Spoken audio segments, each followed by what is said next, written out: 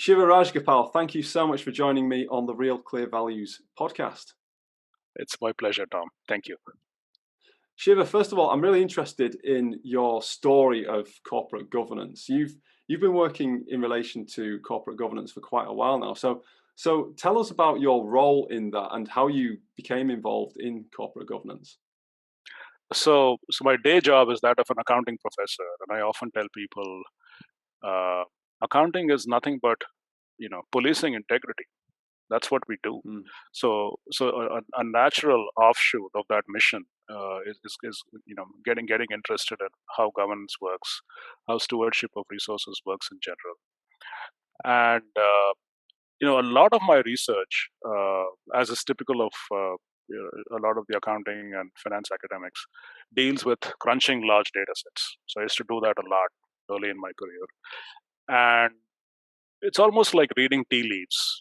For instance, you run these massive regressions, and more often than not, a variable like firm size would often be significant, and we wouldn't know why. So people made up stories. They would say after the fact that this probably picks up the visibility of the company, or it picks up economies of scale, or this or that. So it occurred to me that why don't we just go ask people? So so some of my best cited papers are actually papers with no regressions, where we just go and ask board members and CFOs, what do they do, broadly speaking. And as a result of that field work, I've talked to hundreds of CEOs, board members, and I'm involved in a couple of programs at Columbia where we train CFOs and board members. I actually learn much more by talking to people than from abstract facts. But having said that, you need this balance between, Muhammad Yunus, I think the gentleman who won the Nobel Prize for the Grameen Bank. So he used to call a worm's eye view and a bird's eye. Yes. In the sense that if so talking to people gives me a worm's eye view, but you also need the bird's eye view in terms of crunching large data sets to see patterns that the worm might perhaps miss. So the trick, I think, is to kind of, as best as one can, definitely combine the worm's eye view and the bird's eye view.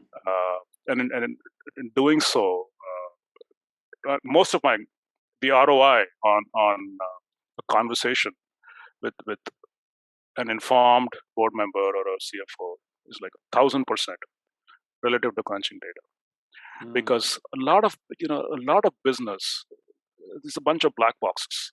It's hard to know what's really going on underneath, and many of us, all kinds of rating agencies, are effectively trying to size up. It's like the story of 10 blind men or women trying to size up the elephant. They don't know it's an elephant. Yeah, that's what a lot of us are doing. So unless you get some sense some intuitive sense of what the process looks like from the point of view of a worm, it's very hard for the bird to make sense of the process, if you know what I mean. So, so think about, say, sell-side analysts, think about proxy rating agencies, even these ESG rating agencies. You can write 1,000 questions on how ESG works in a company and so on, but unless, a lot of that is a bird's eye view, but unless you have the worm's view, it's very hard to make sense of those ratings, because every business to me is an ecosystem. These are like mini economies, and they're complex institutions, and there are interesting trade-offs. So any snapshot, almost by definition, is oversimplistic, and unless the snapshot, and whatever that is, a sell-side rating or a ESG rating, or maybe one of the proxy advisors advising institutions on how to vote on a particular governance issue. So unless you understand the backstory and the context, it's very easy to get misled. Yeah. So the worm's eye view for me is talking to all these board members and CFOs, and the bird's eye view is looking at large samples of data, trying to make sense of how the world works. If very that helps. Good. Yeah, very interesting. It reminds me of of Ron Heifetz's analogy in his book Leadership on the Line, where he talks about being on the dance floor versus being on the balcony, and the idea that you're on the dance floor and you're dancing with people and you're seeing people face to face, up close, in the moment, in the heat of it and everything. But then sometimes you need to take a step back from being in the heat of the moment in one micro area and get onto the balcony so you can get the macro picture and see the whole thing in a single piece and how all these different movable parts fit together as a whole. So very interesting analogy there. Absolutely. So the other analogy is in the world of education, teaching using cases versus teaching people macro statistics. I think they're both important. And you can easily overdo one at the cost of the other. Macro statistics are dry. They're not, they don't come to life. So you need cases.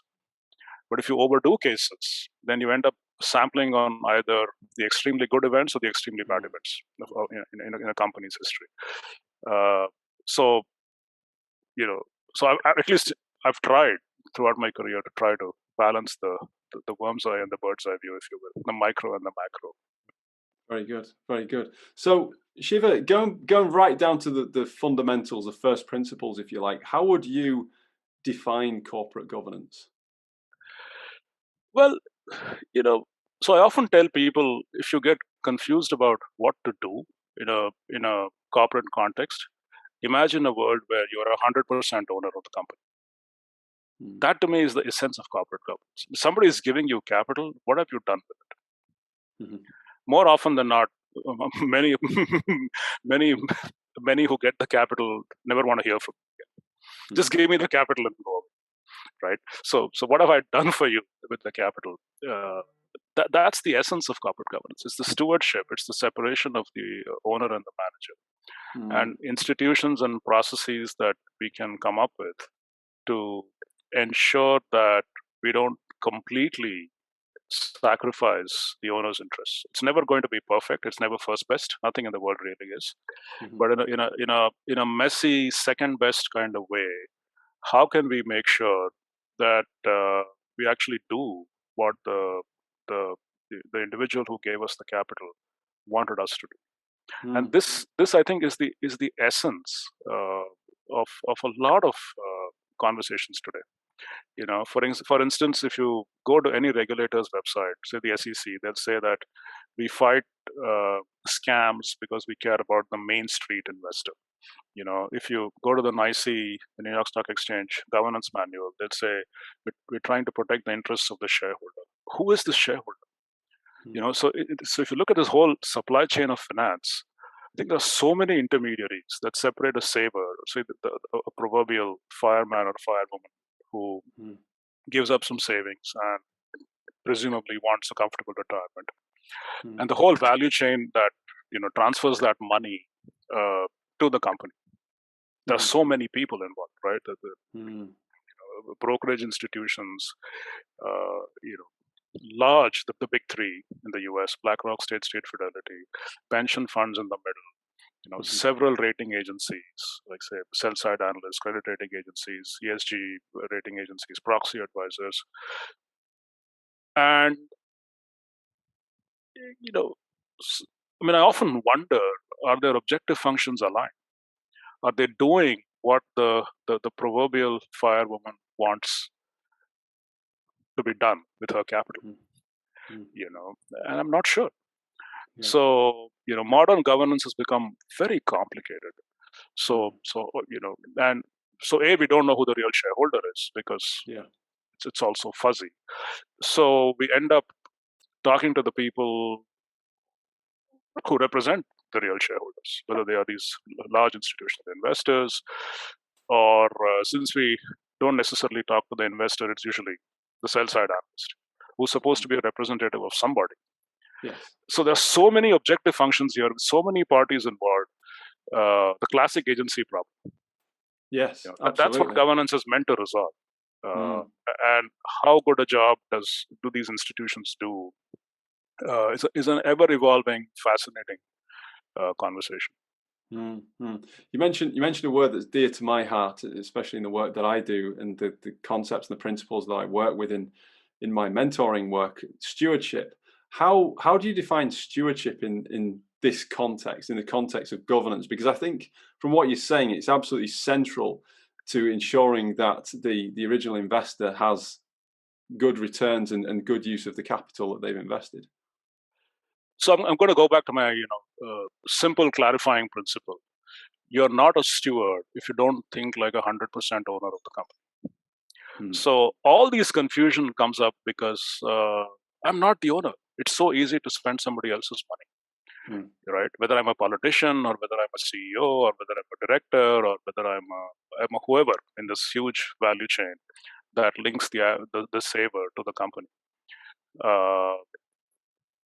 It's so unless you internalize the cost, the personal cost of your decision, you have an agency problem, effectively. Yeah. And so stewardship is what would 100% owner do, and if your decision deviates from what you think the 100% owner would do, if you can ask the real owners, that's great. If not, hypothetically, if you can think about what the 100% owner would do versus what you're doing. That's lack of stewardship. Yeah. So it's not that difficult, except people come up with very elaborate stories to justify what they do. Yes. Partly because I think it's probably a failure of stewardship, if nothing else. Once you hear these elaborate stories, it's not that complicated. Elaborate stories should make you nervous. Yeah, that's a very good point. I really like that benchmark that you use as well. What it's kind of like, what would Jesus do except apply to corporate governance? It's like, what would the owner do? So maybe there's a governance adaptation of that Christian phrase that can be used and it's a very, very, like you say, it's very simple. It's a very simple benchmark. We talk about all these different stakeholders and people who the money passes through. But actually, like you say, when it comes down to it, it's very, very simple. And it tends to be when we build up these stories and these narratives that something's gone awry and something's buried underneath all of that narrative that's maybe an inconvenient truth. Because somebody is pushing his or her agenda. And they're very clever, very elaborate, dressed up with data and evidence and this and that. So I often tell my students, trust but verify. I don't want you to become a hardcore cynic, otherwise it's hard to live your life. But you have to be skeptical at all times, and that's what accounting training gives you. You all, because again, this going back to the worm versus the bird's eye view perspective. Accounting is good at both. So back in the day when I was an article clerk training for my chartered accountancy, I must have audited, I don't know, literally 10,000 odd invoices. That's the worm's view of how the firm actually spends money. And then the bird's eye view. Accountants are good at understanding how information flows through businesses and organizations. How does the document flow work? How does the information flow work? Where might the potential bottlenecks be? Where might potential risks be? Where is quote unquote stewardship not actually being exercised? Do you spend the company's money as though it's your own? And smaller businesses, family businesses, private businesses, this is less of a problem. But as the enterprise becomes bigger and bigger, because you need more capital to go after larger projects, the agency problem becomes larger and larger and larger. And if you get into a very sophisticated capital market like the US or the UK, as I said, the value chain that links the real shareholder with the capital that a company gets has become so dispersed, so disconnected, and full of so many intermediaries with their own objective functions. So it becomes a complex dance of these players, and who's more powerful in either selling a narrative or in lobbying the rule makers. The rule makers themselves have an agency problem. Yes. So they claim to represent the Main Street or the average investor. Do they? Yeah, very big question. Yeah. Very big question indeed. And thinking about this then, and thinking about all these players and all these stakeholders that are at play, in that context then, Shiva, what do you see the role as the board as being in relation to this role of stewardship? What is the role of the board fundamentally in ensuring stewardship? Well, somebody has to represent the owner, right? And that institution is supposedly the board. The board, is it a first best solution to this problem? Probably not. I often say that the boards are thinly informed. They're effectively people who are probably at the end of their careers who are on a board and who depend on management for the information on which management will be held accountable for. It's kind of strange. So are they fully informed? Do they have incentives? So if you look at the average board member, even in a Fortune 500 company in the US, would be paid something that on paper looks like a lot of money, $200,000, $300,000. But it's a bizarre kind of contract. It's not enough money for you to do a bang up job, but it is just about enough money to show up. Right. So so are you fully motivated? Do you have all the information you need to actually hold management accountable? And career ambitions too. This is by and large your terminal job. You're almost retired. So, is this the ideal arrangement? Perhaps not. So things have evolved in a way where boards are what they are. But if you were to think of maybe the next iteration of where you want boards to be, maybe the benchmark is closer to what you might see in a private equity company. For instance, you get 2 or 3 shots at being a board member of a private equity company, and if you fail, then you're gone. So there are huge penalties to not performing. You also have very large financial stakes. It's not 200,000-300,000. You probably own 4 or 5% of the company as a board member, and if you you really have skin in the game. This is the other worry. As I said, it's very easy to spend other people's money. So boards unfortunately have all these incentive issues, and this is not to say that board members are they slack off. I mean, they work very hard. Most of them are people of very high integrity, but structurally the system has a problem. As I often say, you need good systems that can withstand bad people, as opposed to relying on a few good people trapped in a bad system. Yeah, it's a very good point, because so that very idea, like the way that it's set up, like you say, management's providing the board with the information on which it's going to be judged, and that can be an issue. I know in boards that I've worked on in the past there have been performance issues, and I've been on boards where we haven't got to the heart of the issue because nobody on the board has been an expert in that specific area, and it's an operational thing. So really the board's kind of digging in maybe where technically it shouldn't, but it needs to do, because there is this performance issue that just won't go away. And then you get somebody on the board who sees it and has done it in their operational capacity, and then they can get the answer eventually. I've seen that happen myself in my own experience. And so it's a very interesting thing. And like you say, that relies on a good person, not just a good person in terms of character, but a good person in terms of having that specific expertise, who can step in and say, actually, I've been in situations where we've had this problem and we fixed it, and this is what we did. So they know how to act, they know what to look for, but they also know the questions to ask to dig that a little bit deeper and to really get to the bottom of it. So it is quite an interesting situation, shall we say, in terms of ensuring that there is that integrity, and that there really is accountability in terms of the management, because ultimately the CEO reports to the board. So it's kind of like his performance review when he's meeting with the board or with the chair of the board and seeing how things are going and what is it that gets put forward. So very interesting questions there.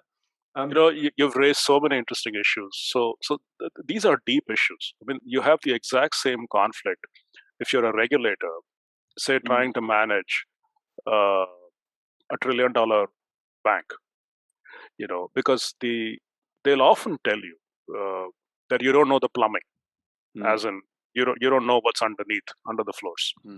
That's the ultimate comeback.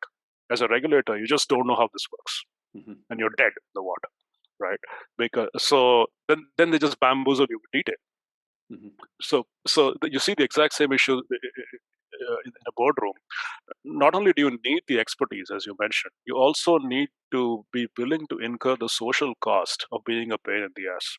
And how many of us are willing to do that? I mean, it's so awkward to sit in a boardroom and ask a CEO about a succession plan. Yeah. So our desire to be socially acceptable is so high, so high. I mean, there's so many examples in history, as you know. People would do anything to not be seen as a social outcast. So I often tell my students, you need a designated rock thrower. You need somebody whose role it is to be a pain in the ass, because one of the biggest issues in boards is groupthink. It's so easy to just say, yeah, everything is great. Sometimes you wonder, what are these people thinking? Well, because the pressure to conform to that social club is very high. And let's face it, boards are clubs. It's hard to get in. They by and large, it's usually friends and family, and to some extent, it can be a bros club. If you know what I mean. And all these attempts at trying to make boards diverse, etc., are notable, and good. But will they have success? I don't know. Because the fundamental issue won't go away. At the end of the day, as we discussed, they rely on management for the information to evaluate them, which is kind of bizarre. They may or may not have the expertise. Even if they do they have the social gumption to keep pushing and not be seen as an annoying, Cassandra? And eventually, people will stop listening to you because of that. Because there's always pressure to move on. Board agendas are so packed. Even if they spend, I don't know, something like 200 hours a year, which is the usual requirement, like roughly $1,000 an hour, like roughly $200,000-300,000 is the payment here. Is that enough? It probably isn't. I mean, just imagine if you're on Microsoft or GE's board, you do business in 100+ countries. How on earth would you know what management is up to? So you have to rely on systems, and by and large, hope and pray that something doesn't go wrong. Yes. Because it's very hard. So going back to at least keeping the conversation maybe confined to perhaps structure as opposed to people. The structure is messed up.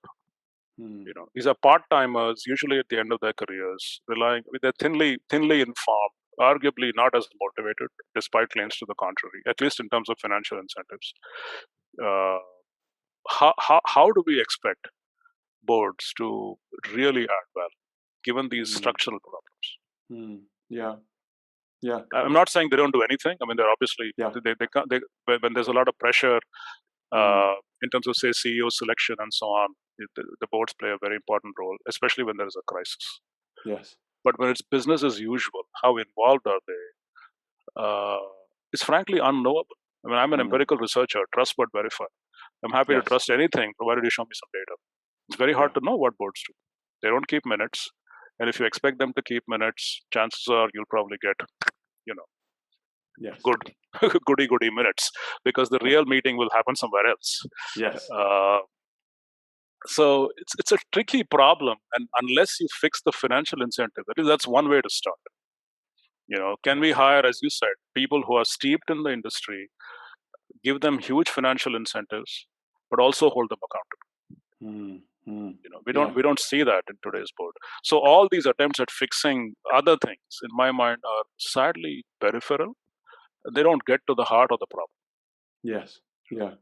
Interesting. It's interesting you mentioned as well about the packed agenda. So talking about the structure, really, really simple point is the agenda, because it strikes me that one thing that you need, and this is something that Nell Minow mentioned when I interviewed her, is in order to have an effective board, you need plenty of time for questions, because what makes a good board member, what the key qualifications, asking good questions is one of them, but you also need to have the time to ask those questions, because if the agenda is too packed, then the board is bamboozled. And I've been on a board before where we did at one point get too much information, and we had a consultant come in, and this was fairly early on in my board member days, And his question was, well, his observation, first of all, was you give your board members an awful lot of information to read. The second question was, what the hell do you want them to do with it?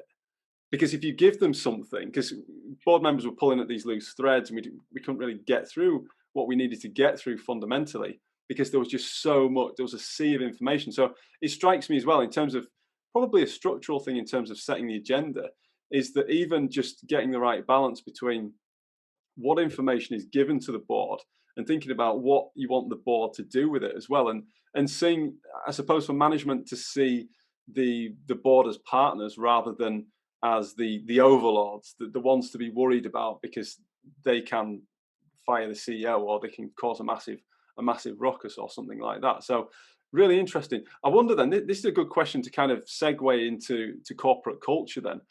I wonder what you see, Shiva, as a conduit, if there is one, between corporate governance and corporate culture.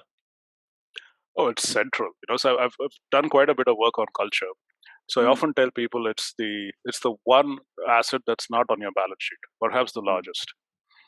So when we ask people about, and we've run the survey several times about 1,300 odd executives. I think more than 75% of them said the top 3 key value driver in our company is culture. And what is culture?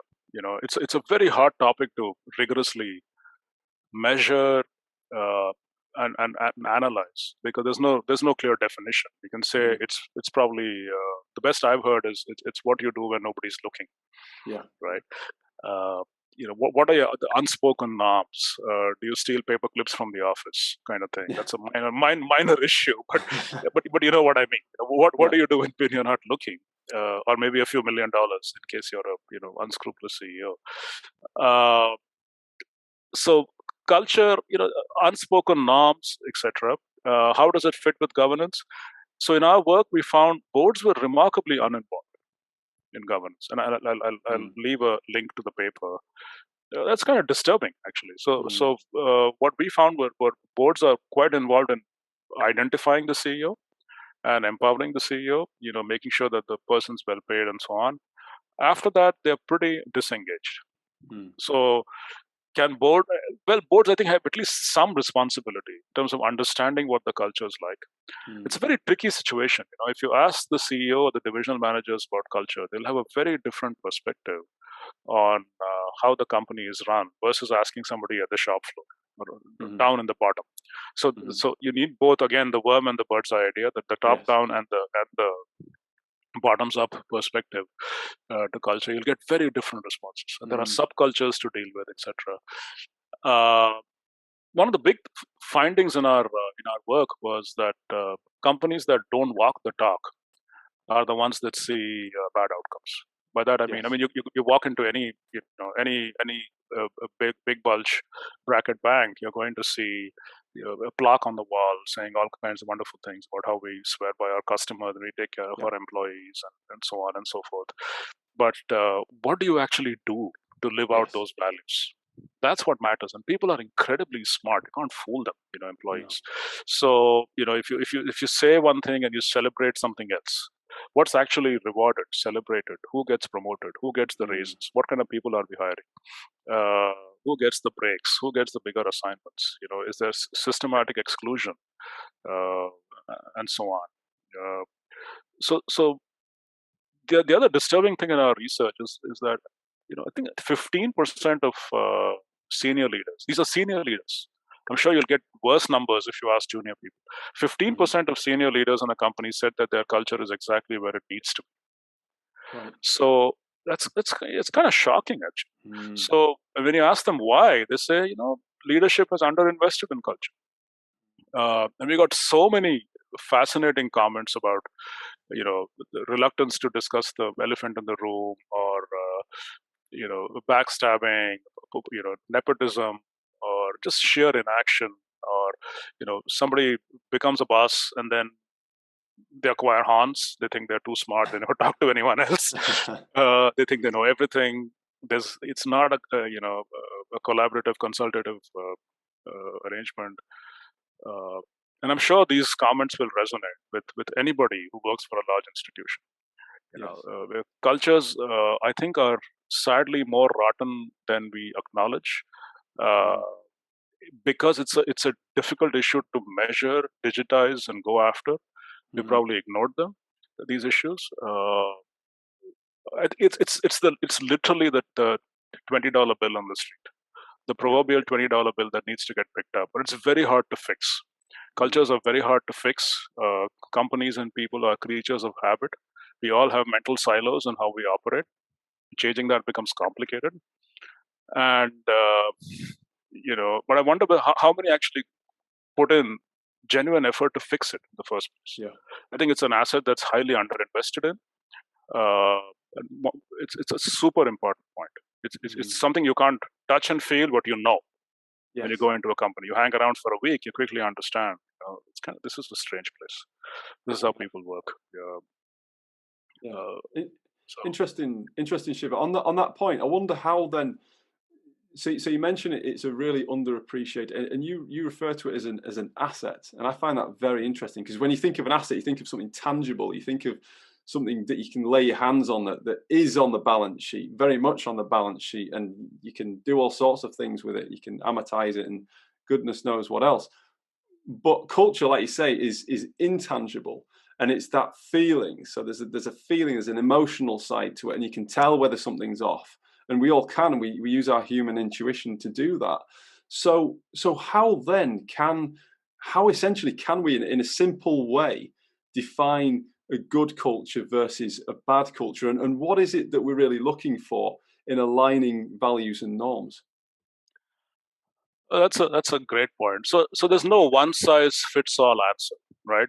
So for instance, I would argue Amazon is a hard charging culture, but to some extent people know that.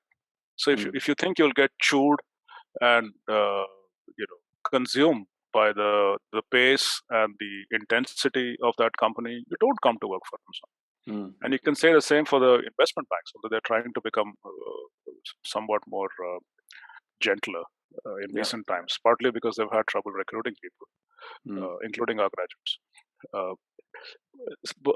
So there's no one size fits all idea, for sure. So it depends on where you are as a company. Amazon's whole, again, going back to Amazon as an example, the classic day one idea that we are a perpetual startup, so we need to be hungry, we need to be, on the go. So what values are you trying to, push there? Maybe agility, maybe innovation, the flexibility, good attitude, because anything can change on you at any point in time. You can't afford to be a whiner. You don't want somebody with an entitlement complex, as opposed to something else. I'm just making up an example now. Let's pick something else on some other at the other end of the paradigm, right? IBM. IBM's definition of a good culture is completely different, right? IBM is an interesting example because I think it's the only technology stock that's a value as opposed to a growth stock, because they've actually lost revenue year over year for many years now. So they're almost in something like a turnaround kind of world. And what do you need to do there? You really have to wonder, what are our core strengths? Why are we falling behind in terms of cloud computing and the other things? And what can we do? So IBM has, for a long period of time, had a culture of internal promotions. So they don't usually get people from the outside to run the company, which again has pros and cons, right? Because maybe this is a time when you probably need somebody from the outside to shake things up a little bit, to question old assumptions, to look at things from a different perspective. So what is an ideal culture? Going back to your point, Tom, it's sadly completely circumstantial. It depends on the same company over a long history may not want the same culture. So Microsoft was a scrappy startup perhaps in 1987 when they went public, but not anymore. They're happy being number two in most markets, and that's fine.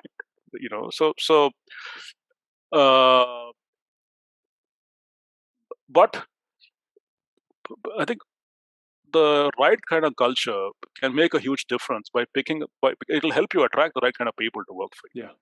Because there's no expectations gap. Let's put it that. You come to Amazon, you know that this is a hard place. Yeah. And if you don't fit in, it's probably not a good fit. And No. you'll be unhappy, I'll be unhappy. We're just different. That's not our DNA. You come to IBM, we expect a very different life. You come to Microsoft, you probably have a very cushy, reasonable 40-hour a week gig. Because they're a very mature company. It's, the Windows business is basically a cash cow. The money keeps coming in. Yes. They're doing well on cloud. Different world. So, but my the thing that always bothers me is that attempts at trying to capture and digitize some of these qualitative ideas are missing. People haven't. And this is something else that we've discussed before. We spend a tremendous amount of time crunching numbers. There are lots of numbers in a 10K. I can crunch any which ratio and look at trends and this and that. Very little time is spent understanding the culture and the company. But at the end of the day, you don't hire resumes, you hire people. Yes. So you want to understand the story behind the resume. And that's a whole missing market for information in my mind. A fundamentals market for people running the company. Wow, that's really interesting. It actually chimes with a comment that you made on LinkedIn that I wanted to pick up on, where you said, a wise person once told me, quote, "You guys spend too much time conducting fundamental analysis of numbers. You need to spend more time on fundamental analysis of people running the company." And I found that really interesting because I thought to myself, well, there are a few questions that came to mind. One of those was, what might that look like? What might that fundamental analysis look like? And what sort of character attributes and values are you looking in good leaders, given that you mentioned that the tone starts at the top? So that comment was made more from the perspective of an investor. So a lot of my work is looking outside in, trying to understand both the financial and other sustainability of a business. And so that was the context behind the comment. It's disturbing because if you look at a proxy statement of a modern American company, you'll probably get 6 lines describing the top 5 managers. There's more information about how much they are paid and how they are paid and these fancy stock options with these bizarre vesting conditions. Very little about the individual. And people in the trade know, right? Because they know what kind of individual Tom English is, they know what kind of individual Shiva is. Where does he or she, where are they likely to thrive? Where are they likely to fail? Is this person a micromanager? Can they make a decision?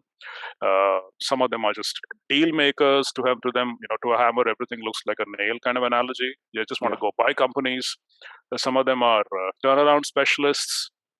They're very good at a crisis in terms of nipping and tucking, cost controls, stick to the knitting, get out of bankruptcy or get out of a tough spot kind of people. And sadly, they can't perform when the company improves. So how do I, as an outsider, figure out whether the manager is fit for the role? Is the worry. And again, I think this is another arbitrage waiting to be exploited.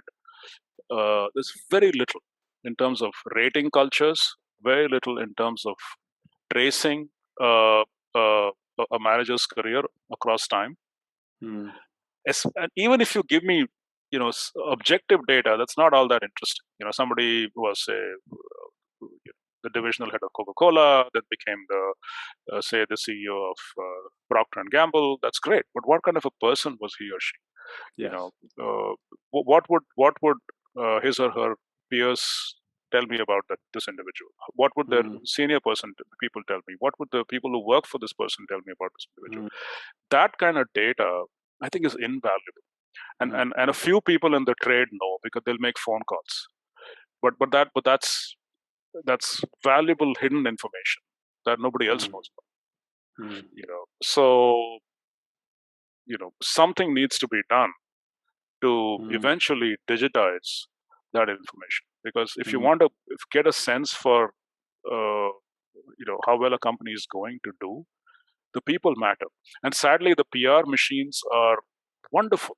I mean, think about GE's now somewhat tarnished CEO, Jeff Immelt, right? When he was in power, people thought he was a rock star. It's fantastic. The presentations are wonderful. Appearances on CNBC are great. But then GE just imploded. GE was an American icon. How does a company like that implode? And I remember, many public appearances where I've seen Jack Immelt. I wouldn't know. I had no idea. He sounded fantastic. And I'm sure he was fantastic, But looking back, history hasn't been kind to him. So how would I, as an investor, why should I not know that ahead of time? Is my question. Yeah. Why does it take 15 years for something to implode? And that's just one data point. I'm sure there are thousands out there, right? Yeah.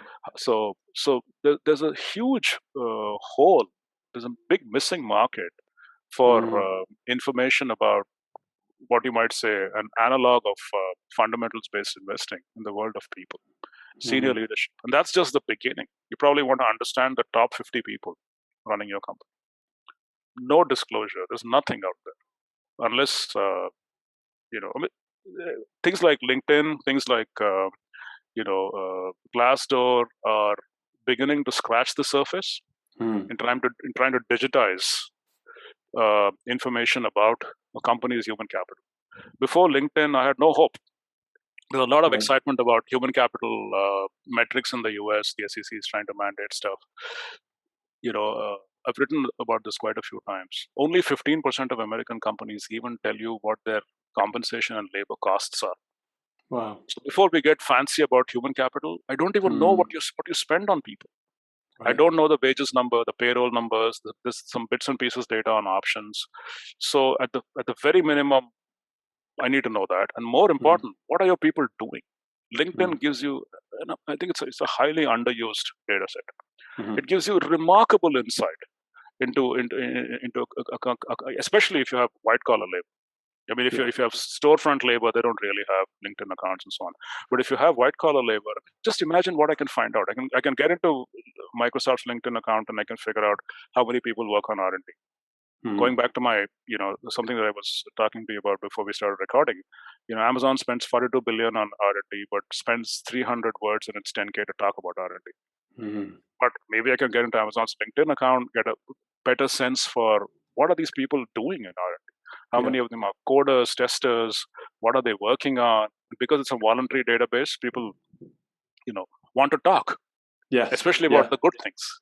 They will not tell us about the bad things. That's a bias. Fine, but at least I'm happy to latch on to any scraps of information I can get as a fundamentals guy, because I want to understand what the people are doing. And LinkedIn is a huge blessing. We spend 6 hours in class trying to figure out what a company's labor costs might be as a case study, and getting into these nuances.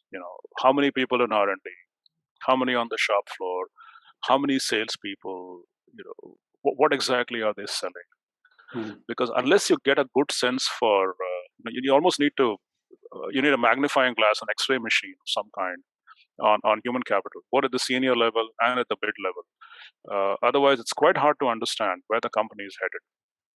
Simple things. For instance, if you're looking for a job and you're getting restless, you're probably going to update your LinkedIn account. Yeah. So even a signal, of say abnormal updates to LinkedIn profiles at XYZ company could be a huge early warning signal about where the company is headed. So much to be done with people. Just understanding the people behind the numbers. Yes. Very, very paradoxical as well, isn't it? We live in a world that's so obsessed with technology, especially in business and algorithms, and what can tech do for us and where can tech take us? But yet business sustainability is so heavily predicated on human beings and human decisions and human relationships. And that's just not going to change. And that's what I find quite amazing about all of this. Like I say, we're so eager in business to talk about tech and the wonders of tech, but it comes down to people. I have a phrase that I've been working on around self-governance in regards to individuals, self-governance within the organization for good governance of the organization. I think that's what it comes down to, that people are able to govern themselves well and not do not necessarily crazy things, but things that just really are out of step with the values and norms of the company, and that can really damage trust. Because a lot of this comes down to, and this is something again that I spoke with Nell Minnow about, is trust. About how trust, when we talk about currencies and we talk about what is it that we should really be buying at the moment, is it gold, is it Bitcoin, is it stocks, is it bonds? The fundamental currency that we have at the most basic level is trust between people, from person to person, whether it's manager to employee, whether it's manager to CEO, whether it's CEO to board member, etc., etc. It just comes down to that, and that's just not going to change. And I find it quite it's actually striking. it's going to become more important, partly because we have outsourced a lot of the production from the G7 and the Western world to Asia. So what's left? It's just people. So increasingly, for so many large companies, as an indicator of this issue, cost of goods sold, the line item in the income statement about what did it cost you to make the product, that's actually smaller than something like SG&A for most companies, just selling at general administration. And these are iconic companies. You can, Uber, Cisco, Microsoft, a lot of the pharma companies like Glaxo and so on. So this is a fancy way of saying it's all people. Yes. And and managing people is hard. Managing machines is easy. Machines don't have feelings. Machines will predictably break down. At least you can statistically forecast when they will. They won't stage walkouts on you. They won't demand that you let them talk about politics in the office, etc., etc. So people are hard to manage, but if you set the right rules of the game, which is what, roughly speaking, culture is all about. If and this is not just management speak, trying to be guru-ish or trying to say that you should empower people and so on. That's easier said than done. But if you just treat people reasonably fairly, if you don't say one thing and do something else, there are lots of gains to be had. It's frankly, most people, I think, enter the workforce with what you said, Tom, a feeling of trust, hoping there's some reciprocity in relationships.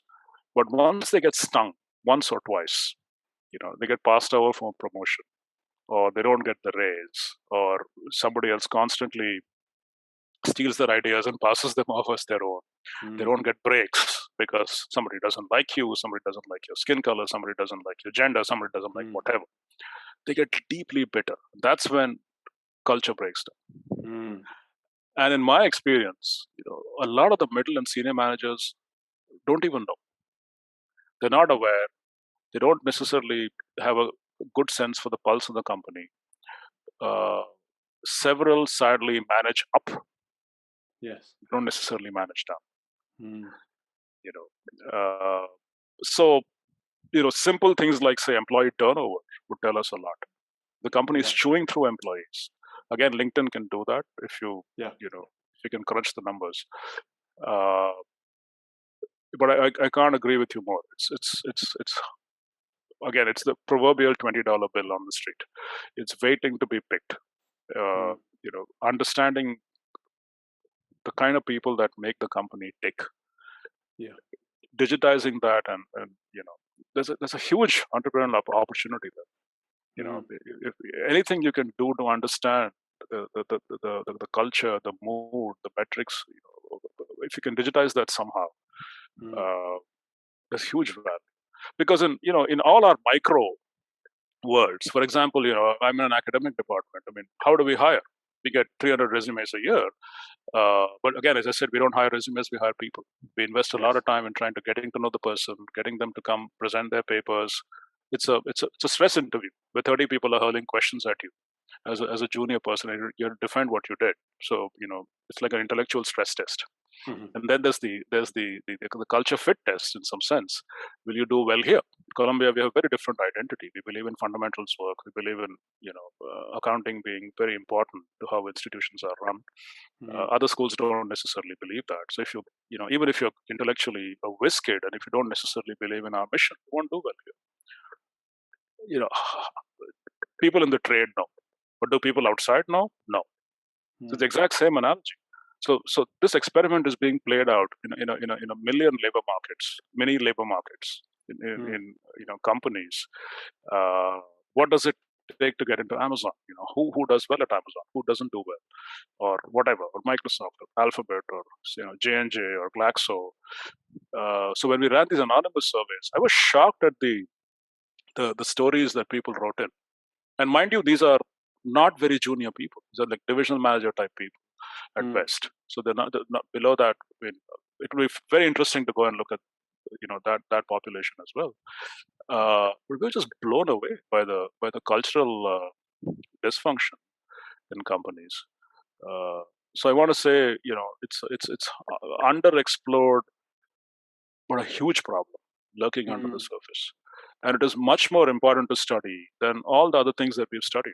We spend a lot of ink on, earnings management and, let's say in the world of finance, capital structure, or, how to set up companies and so on. Very, very little time has been spent understanding people. Partly because a lot of us are trained in the economics tradition, which emphasizes a black box. Yes. It doesn't open the black box and look inside the company, and that's what the management people are good at doing. But the management people, are not necessarily very quantitative. So somehow one has to kind of combine these two differing, core competencies and do something interesting. And that'll probably come more from the private sector, than from academia, I think. Very interesting. Very interesting. So for all this talk about tech and quantitative data and all the rest of it, it still all comes down to people. I was going to say, Shiva, just towards the end of this interview, I have to ask, going back to the board, sticking with people, but going back to the board itself, so to speak, how can let's say a board wants to go about bringing in good people to ask the right questions and to really challenge and to be a bit of a boat rocker, not in a narcissistic sort of way, but in a positive sort of way, in terms of really driving forward the company in a positive direction and maybe making some changes. How would the board go about recruiting the right people? What sort of attributes and characteristics should they be looking for in those sort of board members, and maybe what sort of experiences should they be looking for as well? I'm sure, I don't know whether I mentioned this before. I think boards continue to be clubs. So bringing a person who doesn't fit into the club will almost never happen. We can talk about what should be, but will it is the question. So given the current and so these mandates for diversity, etc., are fabulous if you can guarantee that they would break groupthink, and I'm not sure. You can bring a diverse person from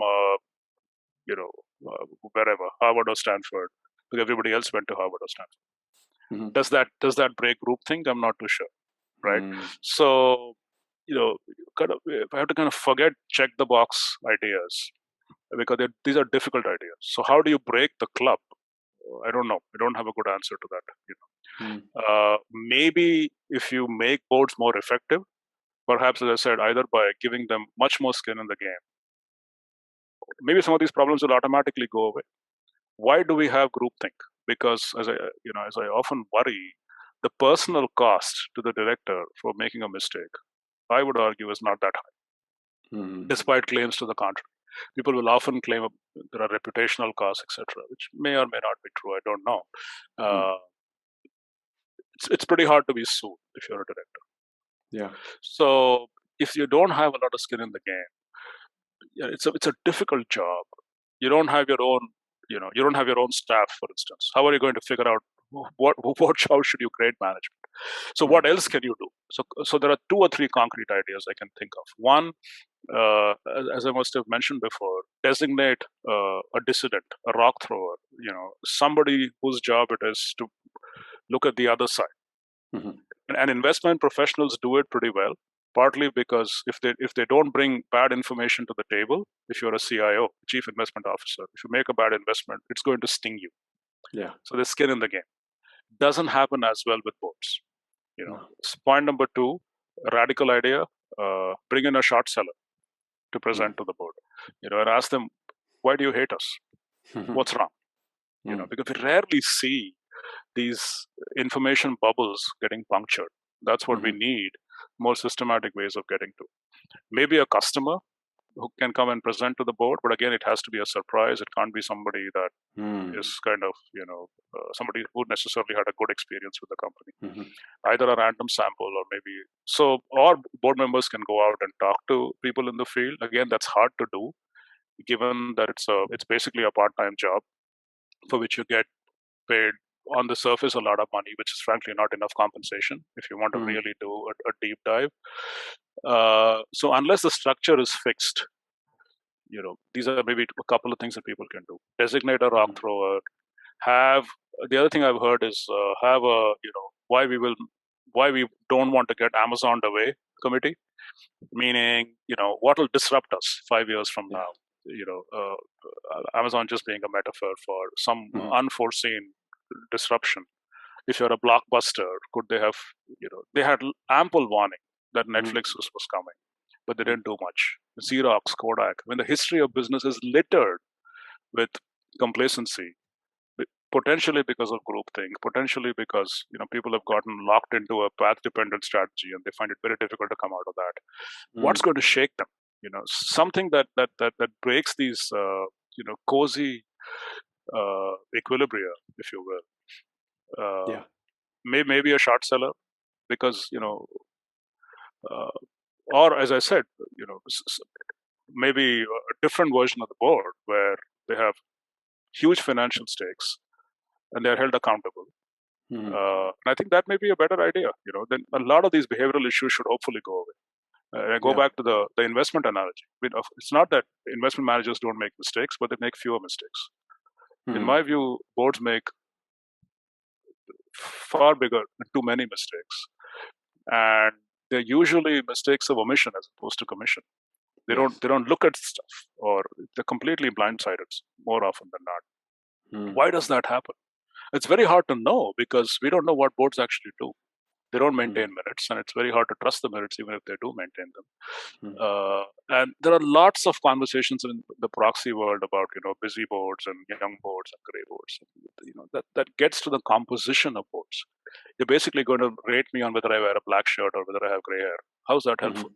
You don't know the process. You don't know the social politics inside a boardroom, and that's what we want to get to as investors.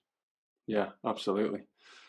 Shiva, it's been an absolute pleasure speaking with you. And just in wrapping up, I have to ask the question: Is there anything that you've worked on or produced that you would give a shout out to, that you would direct us to in relation to governance or anything else for that matter? That there is, I have to say, and I'm kind of answering the question for you. There's that very interesting paper that we haven't talked about tonight. Do the socially responsible walk the talk. So is there anything like that or anything else that you might shout out for us to have a look at after the podcast? Oh, sure. The three areas of work. One, the whole ESG area, which we didn't get to, just fascinating, I think. And a lot of my work finds that greenwashing is more the norm than the exception.